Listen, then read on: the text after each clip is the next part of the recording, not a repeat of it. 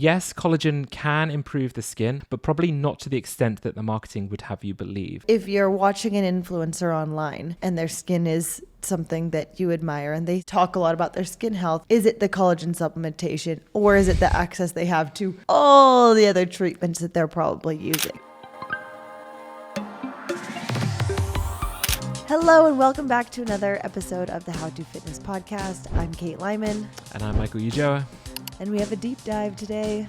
Michael, it's all you. It's all me. We're talking collagen today, Kate. I'm excited. It's all over social media. It's all over everywhere at the moment. So it was time for a deep dive on collagen. I shared this with Michael, but just how many days ago was this? 3 days ago, I got a DM saying, hey, I don't know where you guys take topic suggestions, but I'd really love a topic on collagen protein. I said, oh, we got you. Yeah. Like sometimes it's like down in the pipeline, but this time we had it already scheduled. So I'm excited. Yeah. I feel like it's one of those where the popularity of collagen's really boomed over the last couple years, maybe. Maybe I got my time frames off, but I feel like the popularity of collagen, it seems everywhere at the moment. And every time I do Q&As, I get asked a lot of questions about it. So it was due. I'm excited to see. Well, that sounds bad if I say that. I'm like, if I learn something new, maybe. Yeah. That sounds bad, but I do know a fair amount around the topic only because I have clients who ask about it so frequently. So yeah. I'm excited. It feels very apt because we are going to touch on skin and if collagen can help today. And I've started a new skincare routine this week, Kate. I won't go into it in too much depth, but I'm very excited about it. I saw a picture of you with the under eye mask and I was like, wow, okay. Yeah, we're taking things seriously around here, Kate. I've just 3 years of sleep deprivation. My skin is not good. So I'm stepping things up. I'm looking after myself. Today we'll learn if collagen can do anything for you. There we go. See, there was a reason I mentioned it. So are we ready to go? Yeah, let's do it. Okay, let's do it. Collagen is now pretty much in coffee, protein bars, gummies, water, beauty products, and even popcorn, I think. Collagen is the type of protein that you see in some popcorn now, I believe. Okay. Maybe I've got that completely wrong, but it's, yay, marketing, you know. Some people will swear that it's transformed their skin, joints, hair, and all sorts. And others will say that it is completely an overpriced protein powder with a fancy label. So who the heck is right? And that is what we're going to be delving into today.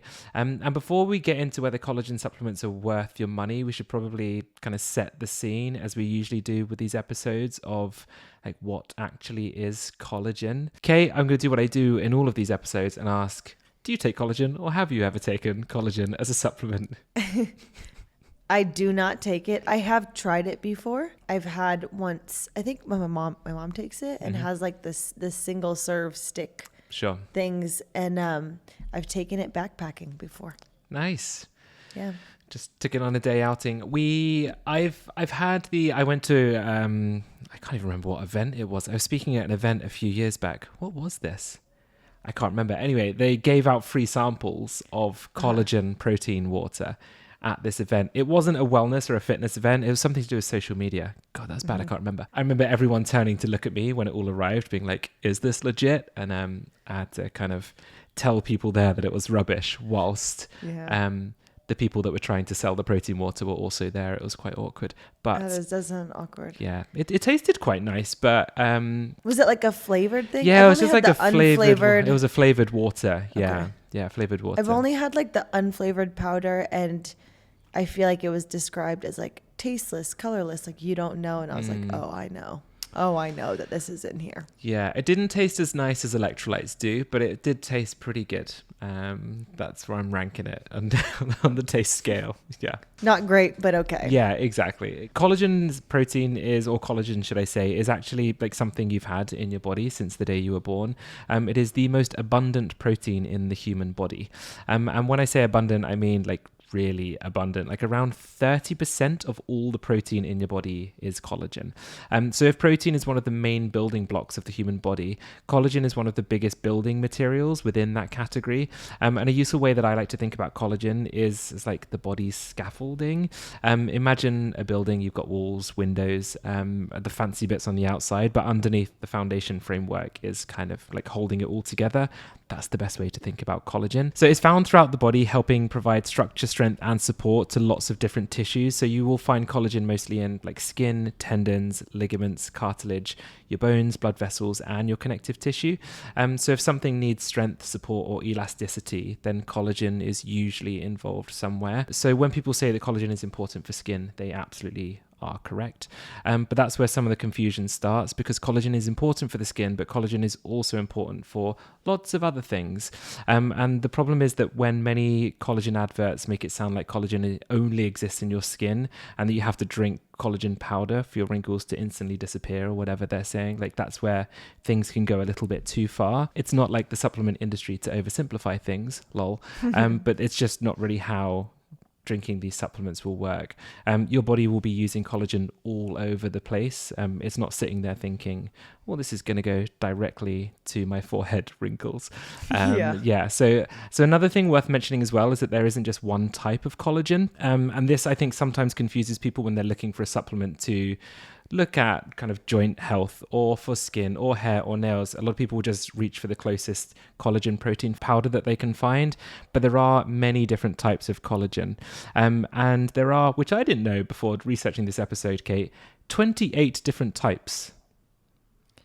Okay, I didn't know that at all. No, I didn't know that either. Learn something new. I am not going to go through all of them here because I do not want to bore everyone listening to this episode. But there's the kind of three that I'm going to touch on, type 1, type 2, and type 3 collagen. So type 1 collagen is the most abundant. It's found heavily in skin, bones, and your tendons. So when people are talking about collagen for skin health, they're often talking about a type 1 collagen. Then you've got type 2 collagen, which is mainly found in cartilage, which is why you'll see a lot of joint health supplements specifically containing type 2 collagen. And then you have type 3, and this is commonly found alongside type 1 and is involved in things like skin, blood vessels, internal organs. And now, before anyone listening starts panicking that they won't remember the numbers, because I often don't, the important takeaway is simply understanding that collagen isn't one thing that does one job, like it's a family of proteins involved in lots of different tissues throughout the body. And that's one reason why collagen supplements have become so popular, because marketers can just say,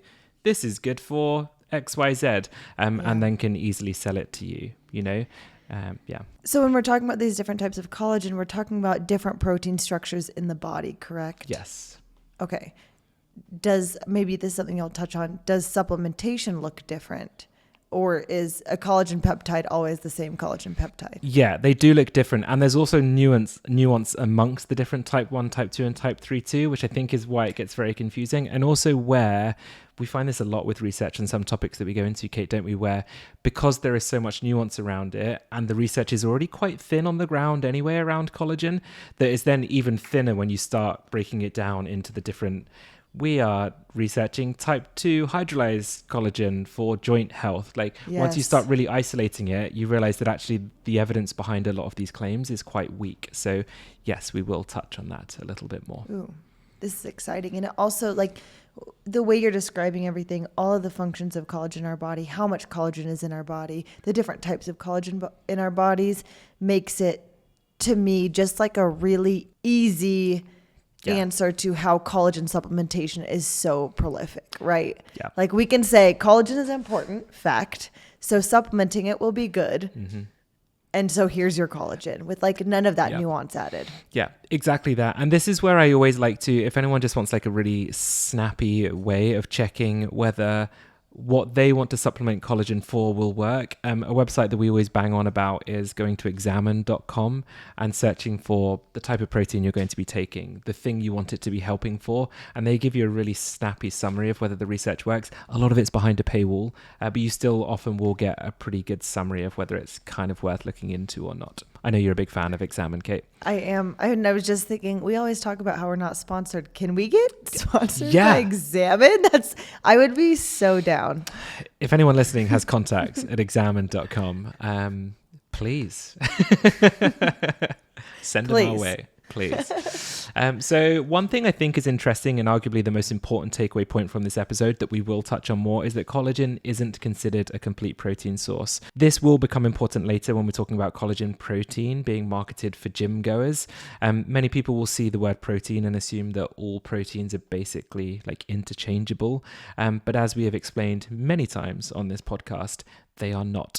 So yeah, we will come back to that later because it's one of the biggest kind of misconceptions, I think, within the fitness industry right now, in the way that these companies are marketing towards us. And another thing that surprises people is that your body is actually making collagen all of the time as well. You don't have a little collagen tank that constantly needs topping up throughout your life. Your body is constantly building, repairing, remodeling collagen-containing tissues. And to do that, it uses amino acids from all of the protein that you eat, not just from a collagen supplement or foods high in collagen. So when we talk about collagen supplements, we're not talking about introducing some completely new substance to your body. It's just like additional building blocks that your body might potentially, depending on the research, use in the way that you want it to. And that's, I think, a really important distinction. Oh, I think so. Michael, when you get questions about collagen, do you get the questions kind of often coupled with questions about creatine? Yes. Like, I feel like should I be taking collagen and creatine? Yes. I feel like I get those two coupled. And the way you're explaining it, if one were to go back to our creatine episode, you would see very distinct differences, almost like opposite circumstances surrounding this supplementation, right? Where you're saying collagen's in our body, it's being produced all the time. You don't need to top it up. But that's actually kind of what we do with creatine supplementation. Agreed. It feels very opposite. Yeah. Right? It is very opposite. But I feel like they're always, like a lot of times, not always, they're often coupled together as in, should I be taking creatine and collagen? Or like, I don't take many supplements, just the necessary creatine and collagen. Yeah. It's really interesting to me to see that, like how opposite they are, but how coupled they are as well. Agreed. And sometimes I'll get, should I be taking collagen or creatine? And I get this with protein powders as well. Like, should I be taking protein or creatine? Because I think there's sometimes a little bit of a misconception about exactly what both of them do. So please go listen to previous episodes of ours because we do breakdowns of both of those things that would help you. But yes, there is some crossover there. It's funny when you do the research for these episodes, when you go really deep into the research around it, you realize how many crossovers there are between different supplements and the approaches to them. It's very funny. And you see how marketers' brains work as well when you start going into it. I just wanted to touch on something we just briefly discussed on the question that you asked me before, Kate, on the different types of collagen. So although I said like we have type 1, type 2, type 3, and many other types of collagen protein. Within those, you'll also have different elements of those. So just like a few of the terms that you'll see when you're researching collagen is you'll see hydrolyzed collagen, collagen peptides, marine collagen, bovine collagen, type 1, type 2, blah, blah, blah. At this point, most people's eyes start to glaze over and it can look really confusing. It does to me anyway. The good news is that for the average person, it probably doesn't matter like a huge amount, and the marketers will confuse you for a reason around this. The vast majority of the studies looking at skin health use hydrolyzed collagen peptides, which is simply collagen that's been broken down into smaller pieces before you consume it.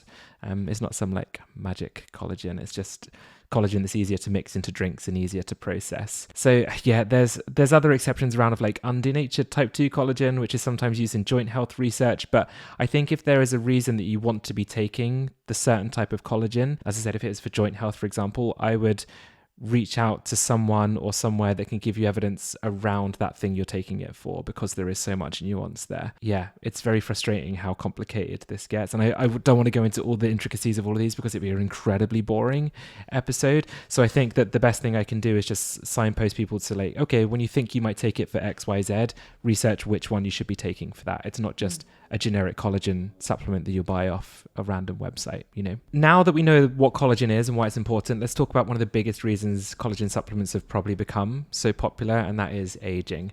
Because almost every collagen advert you'll ever see follows the same formula where first they tell you collagen is important for your skin, and then they tell you collagen declines as you get older. They then obviously conveniently have a collagen supplement available for $39.99 a tub. So collagen production does naturally decline with age. Like, that is a real biological process. As we get older, our bodies gradually become less efficient at producing and maintaining collagen. This starts earlier than most people realize. It was a lot earlier than I thought it happened, and it made me feel a bit sad. Depending on which research you look at, collagen production may begin to decline from our 20s onwards. Wow. There we go. So before everyone listening starts panic buying collagen gummies, I just want to put this into context. So a lot of things do start to decline in our 20s, from recovery from exercise, like our aerobic fitness, muscle mass, reaction time. Like, it's just how aging works, and it's not a sign that your body is broken and it needs fixing. Cue supplement branding flying across the screen. So this isn't something we should be frightened about, and I think it's an important point to make, that we shouldn't be scared about it, because wellness marketers just like to play on our fear to sell us stuff that we absolutely don't need. It's kind of interesting that collagen starts declining. Collagen, what is it? Collagen content? Collagen so structure? collagen production may begin to decline. Production. Yeah. Starts declining even before muscle mass starts declining. That's very interesting to me, right? Because it's more like our 30s onward that muscle mass starts to decline a bit. Use it or lose it, Kate. Yeah. This is just me talking out loud. No, I like it. I'm learning some great things. And I'm like, shots. my skin. Yeah. See? Yeah. That's why collagen supplementation works. Yeah, we're going to touch more on skin. Don't worry. It's a big section of this. And I think because I've been doing my new skincare routine, I'm not going to stop talking about my new skincare routine, Kate. I think it's like in the back of my mind, so it might have influenced this section being a little bit longer than it maybe would have been a couple of weeks ago. But I think it's important. So yeah, despite what social media wants you to think, aging is normal. Skin changes, hair changes, he says, pointing at his bald head. Like, our joints change, muscle mass change, and it doesn't mean something has gone wrong. So collagen production does gradually decrease, and our skin tends to become less elastic, less firm, thinner, and more prone to wrinkles. Again, completely normal. But importantly, not entirely caused by aging itself too. Because whilst age plays a role, lifestyle factors can actually have a huge impact too. One of the biggest here, sun exposure. Yes, luckily not too much of an issue here in Scotland, but Kate, a bigger worry for you perhaps. Yeah. Which is why dermatologists spend so much time talking about sunscreen and protective clothing. And it's not because big sunscreen is out to get you. Have you been following the sunscreen debacle across social media recently, Kate? Only on your social media, where my algorithm is deep in it. Sunscreen gives you cancer. Yes, so the claim. Yeah, so it started off with like, sunscreens, we need to be careful about what's in the ingredients, right? Because some of them might be unsafe and might cause cancer in itself. Like, that's legit concern. People should be worried about what they're putting on their skin. We want to make sure that it's evidence-based. Cool, fair argument, as long as you trust the research past that point. But then it's gone from that to now, the sun's not bad for you. The sun doesn't cause cancer, therefore I can be in the sun all that I want as long as I eat the right foods and avoid seed oils and all this other nonsense. So yeah, it's wild. Like, the anti-sunscreen crowd is growing in popularity, and I did a video on it last week before last, and now my algorithm is just full of it. And there's thousands of videos of people that have grown huge followings just on this thing alone, and it is terrifying. Yeah. That's how I feel about it. Yeah. Are they using beef tallow instead of sunscreen? Some of them, but some of them are not. Some of them are just saying that because they're avoiding seed oils and eating the right foods, they don't need to worry about their sun exposure. And there's always like a desperate dermatologist in the comments like, please don't listen to this person. Yeah. Michael, have you ever seen those videos? Maybe this is unique to my algorithm, of like dermatological conferences, and they'll be in like Hawaii or Mexico or something, and everyone is like head to toe covered with the like big hats and total sun protection. That's me. I love those videos. That's me in the sun on our one day a year that we get sunshine here in Scotland. But I want to be scared into doing that. Yeah. I do wear copious amounts of sunscreen. Good. Saying what you eat has a direct impact on your ability to not receive sun damage from UV rays is wild. It's wild. Yeah. The I mental gymnastics that goes into that. There's claim. a lot of wild jumps from one thought process to the other. I saw one recently they were saying because they eat a lot of watermelon, it naturally protects your skin from sun damage. And I've seen this quite a few times now since that first one popped up. So we're getting dumber, Kate. We are impressively getting dumber. So talking about nutrition, poor nutrition also plays a role in skin health too. So not because you need some special collagen detox or anything crazy like that, but because producing collagen, as we mentioned, requires nutrients like protein, vitamin C, zinc, copper, those kinds of things. Like it needs the raw materials in order to maintain tissues. So if this is lacking within your diet, the process might become less efficient. So yeah. That makes sense. There we go. So yeah, collagen does decline with age, that's true, but declining collagen doesn't mean that you are falling apart. It just means that you are a normal, healthy, aging person. Yes, we can address it, but sensibly, not through panicking and buying crazy supplements or eating watermelon to protect our skin from the sun.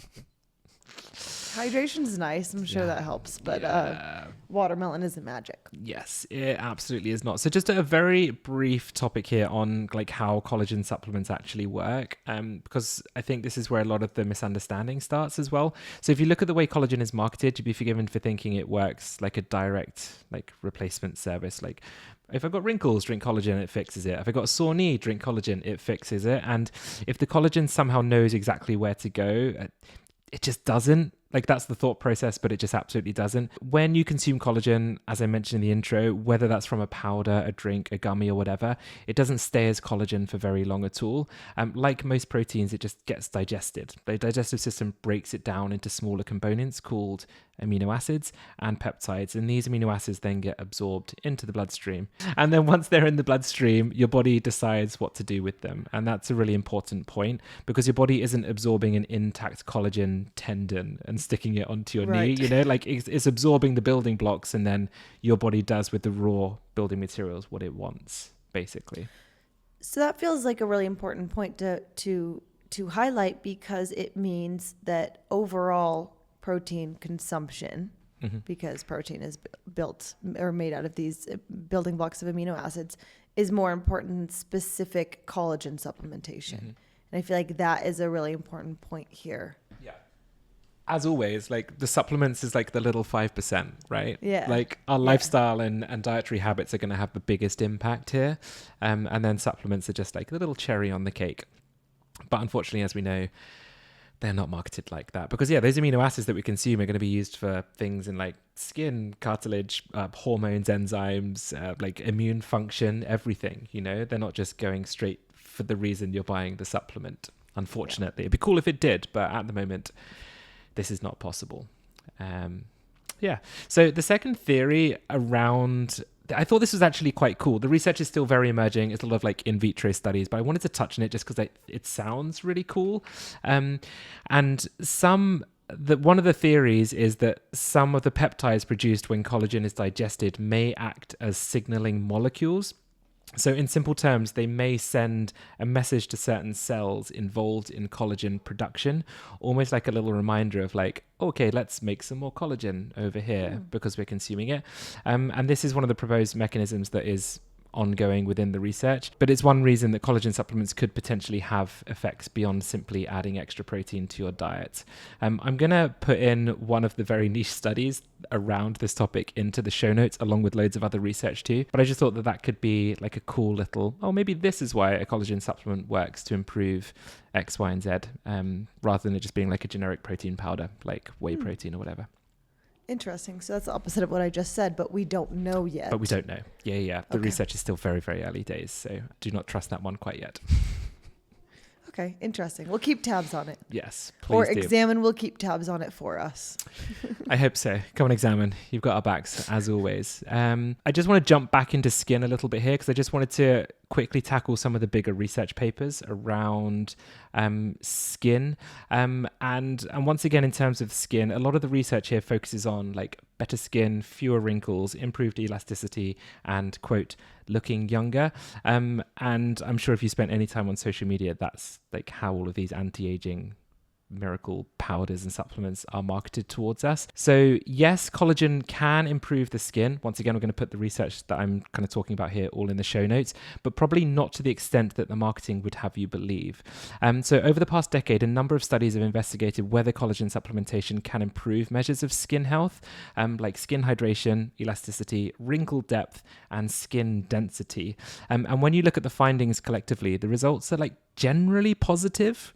Interestingly, several studies and systematic reviews have found that people taking collagen supplements often show small improvements in skin hydration and elasticity compared with placebo groups.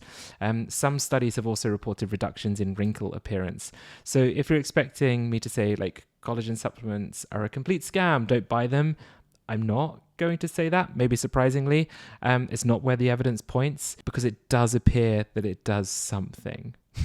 That's been my basically base knowledge as well. It's like, does that small improvement make it worth it to supplement with collagen? Can't say that for anyone. Exactly. But as I think what we get wrong is collagen supplementation as a protein supplement.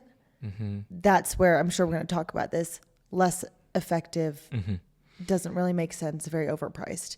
Collagen supplementation for skin health, maybe. Is it worth it to you? Exactly. Right? Does that sound like a decent summary? Yeah, exactly. Because I mean, like, it works. I'm using air quotes. Works can mean so many different things to different people. Like in a research study, a statistically significant improvement in skin elasticity might be very interesting by research standards. But in real life, is it going to be like noticeable where someone's going to be like, holy crap, Kate, you've discovered the fountain of youth and your face has completely changed. You know what I mean? Like, it's just because it's statistically significant doesn't mean that that's necessarily going to be a huge impact. Right. Yeah. And is that if you're watching an influencer online and their skin is something that you admire and they talk a lot about their skin health, is it the collagen supplementation or is it the access they have to all the other treatments that they're probably using? Exactly. That would be my thought process. Yeah. Not to talk about my skincare routine again, Kate, but it's so expensive. I love that you love this. I've tried to do this on the most cheap, basic level, right? Like, I don't want to spend, like, some people, I put a thing up on my story and some people recommended some products. I was like, cool, looks great. Holy crap, how much are people spending on these products? So I've gone for Michael, like... you don't want to No, know. I don't want to know the extent. Like, this is just like me trying to not look tired and dry all of the time, let alone trying to make myself look beautiful. Like, it was crazy money. So I've tried to do it in like the cheapest way possible, and it's still unbelievably expensive, and I appreciate the privilege in that. So yeah, completely agree.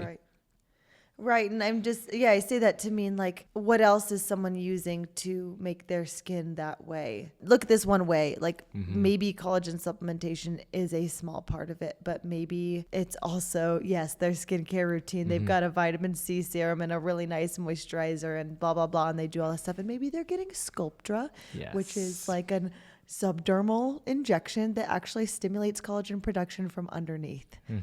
Obviously. Yep. I know about that because I want it myself, but I don't have it. It's a lot of money.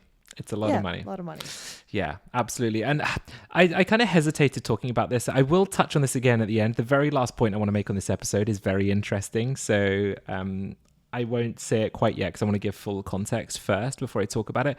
But I think I'm always a bit nervous to talk about research funding, but I think it is important for some topics like this in the fact that industry funding is extremely common in every area of research, right? And it's not automatically a problem. Like, companies fund research all the time, and usually it's the only way we actually can get research done into certain areas. But I think that we also have to be a little bit cautious sometimes with the interpretations. And a lot of these studies are very small samples, very short-term studies that they'll find a very small statistically significant impact, and then they'll market a product heavily being like, this can make you look younger. And I think it's important to point out that that happens a hell of a lot within this type of research. Absolutely. I think that's a really important point here. Yeah, it might help with your skin is the overriding message here. But I think it would be a disservice for us not to mention that also, like, sun protection, not smoking, sleeping enough, managing stress, eating enough protein, eating fruits and vegetables, all these kinds of things are probably going to rank higher than taking your collagen supplement daily in terms of improving skin health. So maybe save the £50 a month supplement until you've got other things working in your favor first. Okay. And wear your sunscreen. please. And wear your sunscreen. Yeah, I'm trying to think, when was the last episode where we spoke a lot about sunscreen? I think we had a Q&A Maybe it where was a Q&A. we answered about a question about sunscreen. We're going to jump into the section of does collagen help with nails and hair? And I think this is another reason that a lot of people take collagen supplements too. And for obvious reasons, I have some skin in the game here, ironically, because of my very bald head and very strong nails, though, as well, might I add. So I was very interested in this one because apparently collagen can now give you the hairline of a Disney princess. So I'm going to keep an eye out for more emerging research here. A lot of the claims you'll see around collagen supplements, once again, for hair is like thicker hair, faster hair growth, healthier hair, blah, blah, blah, and also reducing hair loss. The problem is that the actual evidence here is so limited. It's much weaker than the evidence that we discussed for skin. I'm going to link some meta-analyses that talk about all of these three things in the show notes again. So the theory makes some sense. Like, hair is made primarily from a protein called keratin. Collagen contains amino acids that could potentially support the structures involved in healthy hair growth. So it's not a completely ridiculous idea making the link between the two. But just because something is biologically plausible doesn't mean that we've proven that it happens in humans to any measurable degree. And that's where the gap is. We just do not have strong human evidence showing that collagen supplements dramatically improve hair growth, thickness, or hair loss, sadly. Bummer. Yeah. I've been under the impression that maybe your algorithm is throwing a lot of hair loss content. Oh, yeah. I get And contacted by Yeah. Turkish clinics a lot offering me free hair transplants, Kate. Yeah. I feel like that's maybe a man thing that they're getting thrown at a lot. Like, whereas, the algorithm, we're influenced often by what we see, but hair loss content to you is anti-wrinkle, anti-aging skin content to me. Yes. Yeah, I think That's so. how I'll put it, yeah. Yeah, I get a lot of them, unfortunately. And as I mentioned, like free hair transplant adverts a lot, or I get a lot of influencers who have done it and then their content is directed at me of them going and documenting the process of getting their hair transplant. No shade at all. I don't care. If you want to do that and it makes you feel happy, I love it. It's not for me. So yeah, please stop emailing me, all Turkish clinics, please. Yeah. So yeah, and in terms of hair loss though, it's such a nuanced topic. This I actually really like the discussion around like hair loss. I do find it quite interesting, but so much influences like what your hair will be doing in terms of like stress, diet, like iron status, hormones and that kind of thing, but also like genetics, exactly, like a huge part. I have the exact same hairline as my dad and my granddad and my great-great-granddad. Like, there's no fighting it. This is what my hairline was going to be doing. Collagen isn't gonna do shiz for you. It's really not. It's gonna really happen. not. Yeah. So yeah, there's an element of like you just gotta kind of lean into what naturally is going to happen.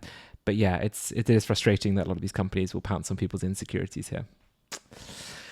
They're very good at that. It's marketing for you. Yeah, exactly. But nails, on the other hand, are slightly more interesting because while the evidence still isn't amazing, it's a bit more promising. Some studies have found collagen supplementation may reduce nail brittleness, improve nail growth, and reduce nail breakage. I won't go into any more info about that, but yes, it might help. Interesting. Yeah. And then kind of the final point before we talk about kind of muscles, I'll very briefly touch on kind of joint health because I think this is actually a really important area of research. And this is, I was going to say, I'd like to think most people care more about their joint health than the way their skin looks, but I don't think a lot of people, that's just not, it's not true. That is not even kind of true. I think we want to, even deep inside, we might want to, but yeah. Anyway, no. anyway, just a little sigh at that. But anyway, yeah, so the evidence is actually a bit more encouraging. Not amazing, and certainly not miraculous, but the research is pretty solid here. So I guess we just kind of touch on why it's important in the first place. One of those like type 2 collagens is found predominantly in cartilage once again, and cartilage is like the smooth connective tissue that helps cushion and protect our joints, kind of like our shock absorbers, best way to think about it. So researchers have long wondered, like, if collagen is an important component of cartilage, could collagen supplementation help support joint health? Like, it kind of makes sense. And that's where the research mostly comes from. Several studies and reviews have found collagen supplementation may lead to small improvements in joint pain, joint stiffness, and physical function, particularly in people with osteoarthritis. So if someone says they noticed their knees felt a bit better after taking collagen, it's pretty plausible because the evidence suggests that it might help. I've actually recommended this to a few clients who have been struggling with joint pain, and some of them have found quite a lot of benefit from taking these supplements. Interesting. So this feels like the biggest point for collagen we've spoken of so far, right? Arguably so. Yeah, arguably so. I don't know, is it maybe more than skin? Maybe along similar lines as skin, I guess. But yeah, it's if it helps you feel a bit better after taking collagen, then why not? But I guess the key word there is like a bit better. You'll see so many claims around collagen like rebuilding worn out joints or whatever, and the evidence just doesn't support that at all. But luckily I've never had any serious joint issues, but I think if you're anyone who has experienced some pretty severe joint pain, even if you can find a supplement that helps a little bit, that can be a huge benefit on your way of life and your quality of life. So it's definitely worthwhile. You'll also see it recommended to a lot of like CrossFit athletes, footballers, gym goers to kind of like fix crazy joint pain. And once again, nothing significant here, but it might have a very small amount of benefit. And as I said, a few clients of mine have tried it and quite liked it. Once again, Examine has this on their website. There's got a nice little research review on it if you want to go into a bit more depth here. So go check them out. We'll maybe link to Examine in the show notes because I think it might be quite nice for people just to head straight over to their website. I think that's a good idea. Cool. Right. So the one that a lot of people are probably taking collagen for is muscle building. So as a general protein intake or general protein booster. It's often marketed as a fitness supplement. You'll see it alongside whey protein, soy proteins, other types of proteins for gym goers as a post-workout shake, usually with a handy affiliate code as well. So should you be taking protein powder in form of collagen for building muscle or recovery? And the honest answer, in short, is no, absolutely not. So collagen is a protein. I think we know that now. It's absolutely true. It contains amino acids. The problem is it's not equally as effective for building muscle. And when we talk about muscle growth, one amino acid tends to get a lot of the attention, rightly, and that is leucine. Leucine acts as one of the major triggers for muscle protein synthesis. So one of the signals that tells your body, like, let's build and repair some muscle tissue. And high quality proteins such as like whey, soy, vegan blends that are well formulated contain plenty of leucine. Collagen does not. Collagen is relatively low in leucine compared to proteins typically recommended for muscle growth. So even though it contains all the amino acids, it doesn't have them in significant amounts to actually stimulate muscle growth and repair. So that's why we would never recommend it as a protein supplement for anyone looking to build muscle or strength. Nope. I think for many listeners, that might be the most surprising takeaway is that, like, actually there is some evidence, thin as it may be, that collagen supplementation can support nail health and skin health and maybe some joint health, but it's not actually a protein supplement when I feel like it's more marketed as a protein supplement or more often marketed as a protein supplement rather than a skin, hair, nail health supplement or a joint supplement. I agree. And I think it's one of those things, isn't it, where if you have a diet that's really high in protein and you quite like a collagen supplement and you just want to boost your amino acid profile a little bit in your diet, like, yes, it all adds up and it all counts towards a healthy, balanced diet high in protein. But just why would you ever spend money on a protein product that is inferior in so many ways to other options that are actually cheaper as well? Cheaper and more effective. Yeah. I don't know if this is true, and I don't want to give the impression that it is if it's not, but I do feel like oftentimes collagen supplementation is geared more towards women, and women maybe through the menopausal transition, as if like this is what you need as you go through menopause because all these things are happening to your body, which they are, like, it's true, but it's even less effective then, because I have talked to so many nutrition clients who maybe come to me in the beginning like, I'm doing a good job with my protein, and their protein intake is, I have a scoop of collagen in my morning coffee. And it's like, this is kind of the least efficient way we could supplement your protein. Yeah. But it seems marketed towards women of a certain stage of life in the wrong way. Yeah. In the least effective way. In like, to me, the most frustrating way. Yeah. I was actually thinking as you were saying that, I don't think I've ever had a man ask me a question about collagen protein. It's a gendered supplement. Why is that the case? I don't know. I guess the tie is they'll be like, it's a protein supplement and it can help with your hair, skin, and nails. Like, I'm assuming that's probably like the tenuous link there. But yeah, it's frustrating, it's infuriating that so many people are spending so much money on this stuff. I think the listener who reached out saying I would love this episode even said, like, I hit 45 and I'm inundated with collagen supplement. Yeah. Something along those lines, like that it is age and gender related. Yeah. It's really frustrating. So yeah, it's just, as you can tell from the way Kate and I are speaking, like, it's a huge thumbs down for collagen protein. Like, the things that are going to matter more if you're looking to build muscle, build strength are overall protein intake, resistance training, recovery, sleep, and all that other sexy, boring stuff that me and Kate talk about. This might be a dumb question, Michael. Forgive me if so. When we're talking about collagen supplementation for protein supplementation versus hair, skin, and nails, is the method different? Like, are those hair, skin, and nails based collagen supplements like capsules instead? Are they non-hydrolyzed in a different type of collagen? Like, or is the same type of hydrolyzed collagen being promoted for all of these? I think that's the issue is, they're kind of just using it as a catch-all of like, this is collagen protein, no nuance behind it at all. Where I think actually if there is a certain thing that you want to prioritize, you probably need to search out the right type of collagen.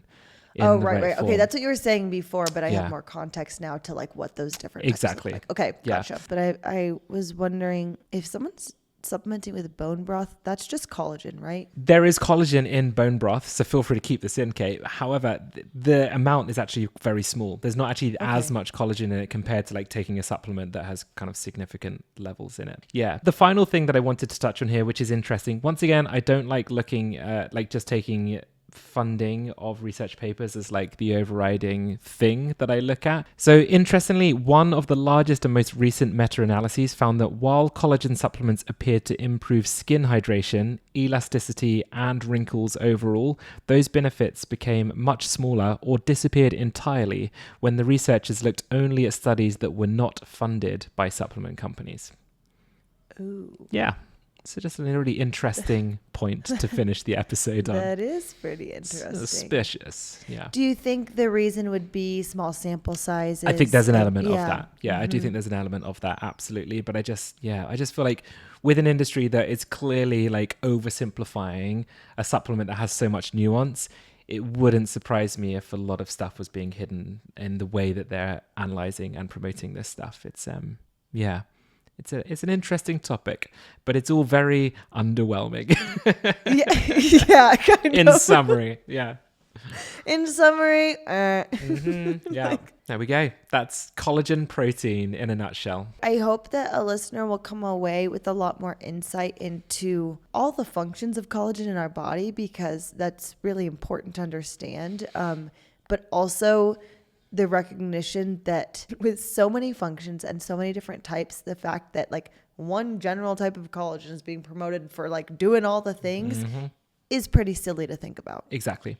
Yeah, completely agree. Like the main one that's used as a protein supplement, if you're using it just for kind of post-gym, like type 1 collagen is recommended. That's what a lot of people are taking. If you're looking at osteoarthritis symptom management, like hydrolyzed type 2 collagen seems to be a little bit more research in that area and showing some benefit. So I think you do just have to be very specific with the thing that you are wanting, and don't just buy collagen because someone said collagen was good for hair, skin, nails, joints, muscle, etc. Especially if you're a menopausal woman. Yes.